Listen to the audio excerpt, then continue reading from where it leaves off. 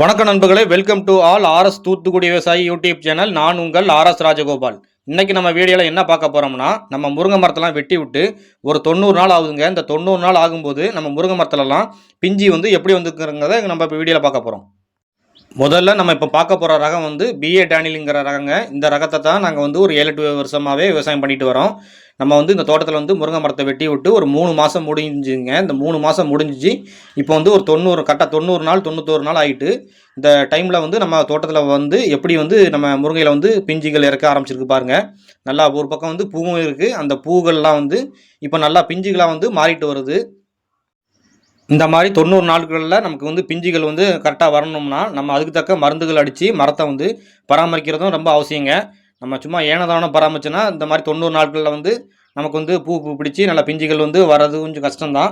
ஏன்னா இலையே புழு சாப்பிட்றோம். அப்போங்கும்போது நமக்கு பூ மொட்டுலாம் வைக்கிறதுக்கு புழுக்கள் விடாது, அதை அரிச்சிரும். அதனால் நம்ம ப்ராப்பராக கரெக்டாக மருந்து அடித்து நம்ம கொண்டு வந்தோம்னா நமக்கு ஒரு 90 நாள்லேயே, அதாவது முருங்கை மரத்தை வெட்டி விட்டு ஒரு 90 நாள்லேயே இந்த மாதிரி பூவெலாம் நல்லா பிடிச்சி நமக்கு பிஞ்சுகளும் நல்லா இறங்க ஆரம்பிச்சிருது.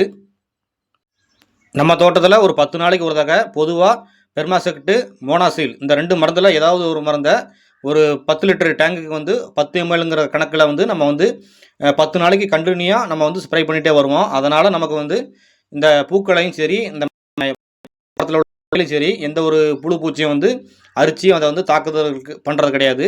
அதனால் நமக்கும் இந்த முருங்கை மரத்தோட வளர்ச்சியும் நல்லா இருக்குது. சீக்கிரமாகவே நமக்கு ஒரு கரெக்டான டைம்லேயே நமக்கு பூக்கள்லாம் நல்லா பிடிச்சி நமக்கு பிஞ்சுகள் இறங்கி நமக்கு சீக்கிரமாகவே ஈல்டு கொடுக்குறதுக்கும் நல்லா இருக்குது. இதே ஆக்டோ இந்த மாதிரி மருந்து அடித்தா நமக்கு ஒரு 15 நாளைக்கு ஒரு தடவை அடிக்க வேண்டியிருக்கும். நம்ம பொதுவாக ஒரு 6 மாதம் வரைக்கும் இந்த பெர்மாசெக்ட்டையும் மோனாக்சில் மட்டும்தான் யூஸ் பண்ணுவோம். அந்த 6 மாதத்துக்கு பிறகு தான் நம்ம ஆக்டோ இந்த மாதிரி மருந்தை யூஸ் பண்ணுவோம். அந்த டைமில் நமக்கு ஒரு ஆக்டோலாம் அடிக்கும்போது நமக்கு ஒரு 15 நாளைக்கு ஒரு தடவை அடித்தா போதும். இந்த மாதிரி பெர்மாசெக்டும் இந்த மாதிரி மோனாக்சில் மட்டும் அடிக்கும்போது நம்ம ஒரு 10 நாளைக்கு ஒரு தடவை கண்டினியூவாக அடிச்சாகணும். ஏன்னா அந்த மருந்தோட வேல்யூ ஒரு 10 நாள் தான் தாங்கும். ஆக்டோ மருந்தோட வேல்யூ ஒரு 15 நாளுக்கு ஒரு தடவை நம்ம அடித்தா போதும். அந்த அளவுக்கு அதோட பவர் இருக்கும்.